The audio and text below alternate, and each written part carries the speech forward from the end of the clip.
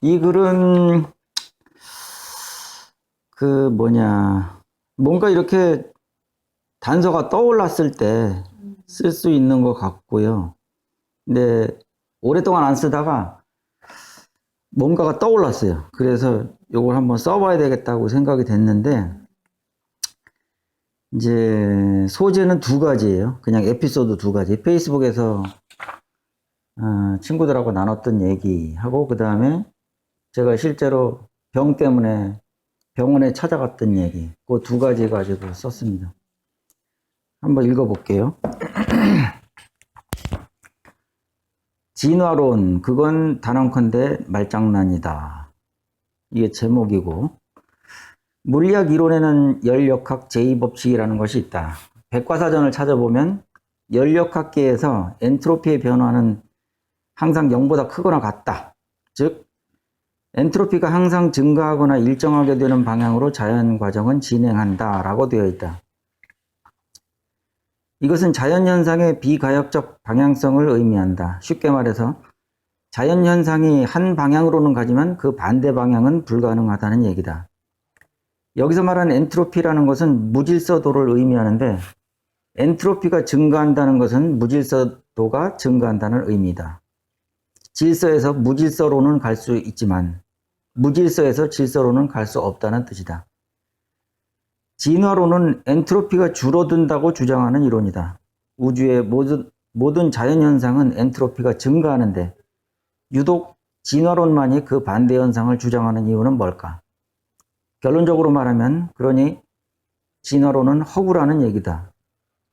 물론 나와는 반대 의견을 가진 사람들도 매우 많다는 것을 알지만, 그리고 물리학과 생물학은 다른 것이라고 주장은 하겠지만 점점점 해놓고, 그 다음에 한 번은 페이스북에서 논쟁 아닌 논쟁에 끼어든 적이 있다. 친구가 올린 글에 댓글을 달면서부터 시작됐는데 내가 전혀 모르는 사람이 그에 대한 댓글을 달았고 난 자연스럽게 그 논쟁에 참여하게 되었다. 어쩌다 보니 진화론과 창조론에 대한 이야기로 흘러갔고 거기에서 아주 기이한 대화가 오고 갔다. 난 진화론의 허구성에 대해 이야기했고 그는 진화론이 타당하다고 했다. 그래서 내가 댓글로 다음과 같은 글을 올렸다. 예를 들어 봅시다. 자동차의 부품은 2만 개가 넘는데 누군가 하늘 높은 곳에서 2만 개의 자동차 부품을 떨어뜨렸다고 가정해 봅시다. 그러면 그 부품들이 자유낙하하면서 자연스럽게 조화를 이루며 부품과 부품이 이어지고 조립되고 제 위치를 잡아가며 땅에 떨어질 때쯤 되어서는 한 대의 멋진 자동차가 만들어진다고 주장하는 게 진화론의 주장과 유사한 것 아니겠습니까? 그런 일이 가능합니까? 그 댓글을 본 사람이 다음과 같이 댓글을 달았다. 진화론 입장에서 본다면 그런 일은 일어날 수 있습니다. 그럴 확률도 있다는 것이지요. 난 그 댓글을 보고 경악하지 않을 수 없었다. 아하, 이 사람들은 이 정도 사고를 갖고 있으면서도 이걸 과학이라고 하는구나. 위에서 말한 대로 진화론에서는 과학적이라고 믿어지지 않을 만큼 비과학적인 것을 과학이라고 주장한다. 하등한 생물이 진화하여 고등한 생물이 된다는 것을 주장하고 무수한 세월이 흐르면 그것이 가능할 거라고 믿는 것이 그들의 주장이다. 우주 안에 있는 모든 만물은 시간이 흐름에 따라 엔트로피가 증가한다는 것이 대자연의 법칙이건만, 최근에 이비인후과에 가서 치료를 받은 적이 있다. 병명은 이석증이었다. 보도 듣도 못한 이 병이 왜 나에게 찾아왔는지 아직도 의문이 가시지 않지만 어느 날 새벽 난데없이 내게 찾아왔다. 평소와 다를 바 없이 자고 있다가 몸을 한쪽으로 기울이자 갑자기 심한 어지러움증이 생겼다. 눈을 감고 잠을 자다가 깨어났을 정도니 그때의 놀람과 당황스러움은 말로 다 할 수 없었다. 어쨌든 병원에 가서 치료를 받고 나왔지만 우리 신체의 구조에 대해 설명해 주시는 의사 선생님의 말씀을 들으면서 다시 한번 놀라지 않을 수 없었다. 우리의 귀 안쪽에는 몸의 평형을 조정하기 위한 기관이 있는데 3개의 다른 방향으로 나 있는 관이 있고 그 안에는 모래알 같은 것이 들어있다고 한다. 우리의 몸이 상하 좌우로 움직임에 따라 그 모래알도 함께 움직이고 그에 반응해 뇌는 평형을 감지하게 되고 그 신호를 받은 신체는 평형을 잡을 동작을 하게 된다는 것이다. 이 모래알 중 하나만 관 밖으로 빠져나와도 심한 어지러움증을 느끼게 된다고 한다. 이로써 내 병의 원인은 밝혀졌지만 우리의 신체가 그토록 정교하게 설계되어 있다는 사실을 깨닫고 나서 더욱 놀라지 않을 수 없었다. 어디 이뿐 일이야. 귀 안에 자리 잡고 있는 기관 하나에도 이토록 정교한 메커니즘이 작동하는데 하물며 우리의 신체는 또 어떠할까? 인간의 몸을 하나의 소우주라고 하지 않던가. 또한 이 세상에 어디 인간들만 있으랴. 하늘을 나는 새와 땅에 서식하는 동물들, 그리고 바다의 어류까지.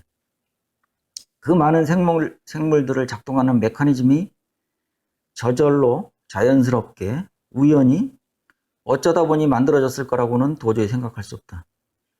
게다가 우주는 또 어떠한가? 135억 년 전에 탄생한 우주가 오늘까지 지속한다는 것도 끔찍하게 믿기 어려운 사실인데 지금도 역시 광속보다 더 빠르게 우주가 팽창하고 있다고 하니 그 광대함과 신비함을 무엇으로 다 설명할 수 있겠는가? 인간이 건물을 하나 지으려고 해도 설계도를 작성하고 온갖 지식과 경험을 쏟아부어야 하는데 하물며 우리가 마주하는 광막한 우주가, 지구가, 생물이, 인간이 설계도 하나 없이 저절로 생겨났다고 할 수 있겠는가? 조물주께서 의도를 가지고 만들지 않았다면 우리가 대하는 이 모든 신비로운 현상들이 설명될 수 있을까? 나는 유실론자며 창조론 옹호자다. 창조에 의하지 않고서는 설하면 우주 자체를 설명할 수 없다. 세상에 저절로는 없고 공짜도 없는 법이다. 이렇게 해서 다 마쳤는데 일단 제가 이 글을 쓸 때 그 뭐 배경이라고 할까? 그런 거를 조금 설명을 하려고 그래요. 이제 제가 또 글쓰기 선생이다 보니까 이제 제가 어떤 계기로 이런 글을 썼는지 이런 걸 또 좀 설명할 필요도 있을 것 같은데 글을 쓰기 전에 저는 일단 단서가 될 만한 게 두세 가지, 서너 가지, 대여섯 가지는 있어야 돼요.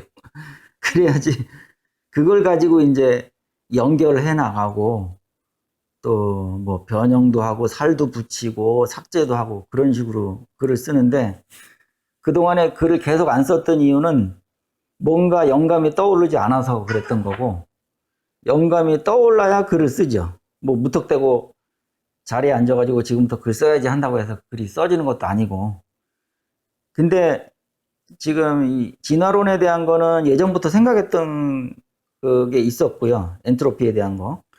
그걸 언젠가는 글을 한번 써봐야겠다는 생각이 있었고 그 다음에 이제 페이스북에서 친구들하고 이렇게 댓글로 주고받았던 것도 진화론하고 연결된 거라서 이것도 글에다가 같이 한번 녹여내면 좋겠다는 생각을 했었어요.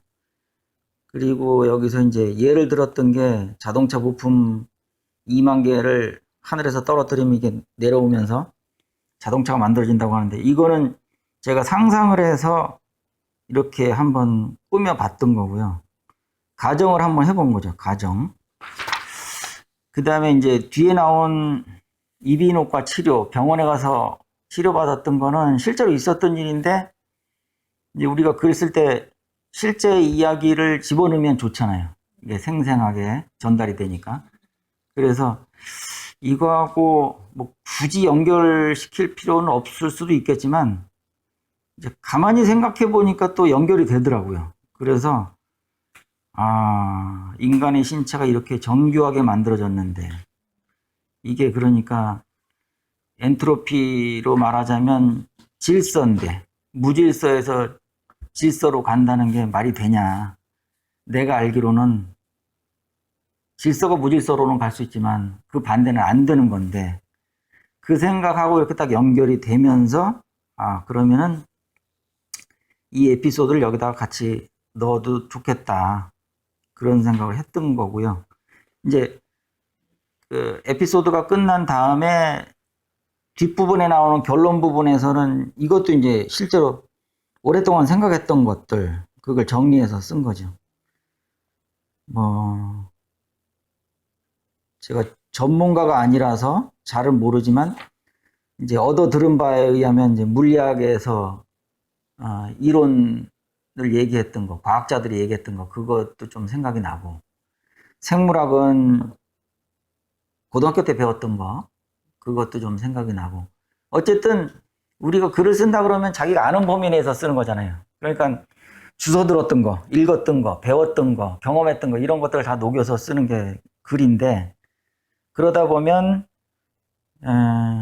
하나의 주제를 가지고 그 밑에다가 집어넣어야 될 것들이 뭔지를 생각하면서 그 하나하나를 따로 독립적으로 생각하는 게 아니라 연결 짓는 방법을 찾아내는 거, 이게 글 쓰는 데는 아주 큰 동기가 된다고 생각을 합니다.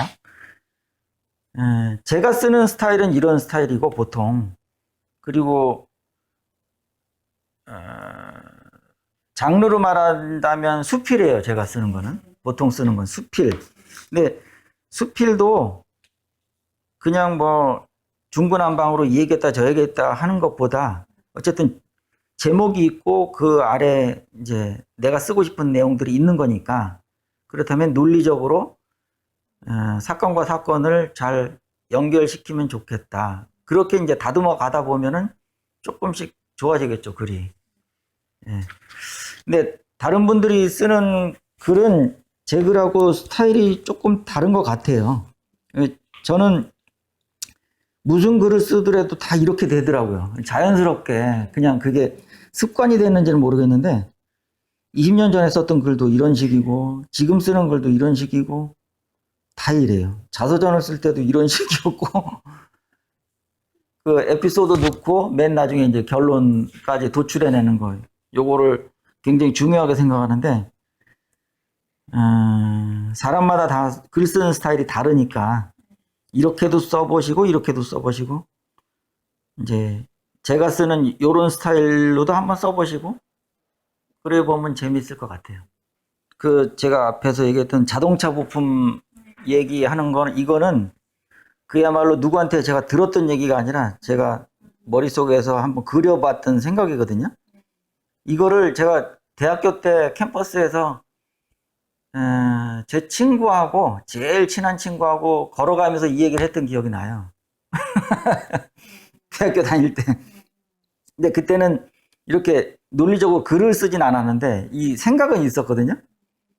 근데 이제 글을 이렇게 써보니까 조금 더 구체화되고, 여기에다가 이제 논리만 좀 정연하게 만들면 그럴듯해 보이겠다, 이런 생각이 드는 거죠. 여기 제일 처음에 도입 부분 여기는 어떠세요? 그 일단 제목은 이렇게 뺐잖아요. 진화론 그건 단어 건데 말장난이다 이렇게 해놓고, 이제 사실 도입부가 제일 중요하긴 중요하죠. 어떻게 시작하느냐. 근데 저는 여기를 어떻게 시작했냐면은 진화론에 대해서 이야기하기 전에 내가 알고 있는 거를 좀 어필을 해서 독자들을 설득해야 되겠다, 그런 의도를 갖고 쓴 거거든요. 그래서 이제 물리학이 나온 거죠.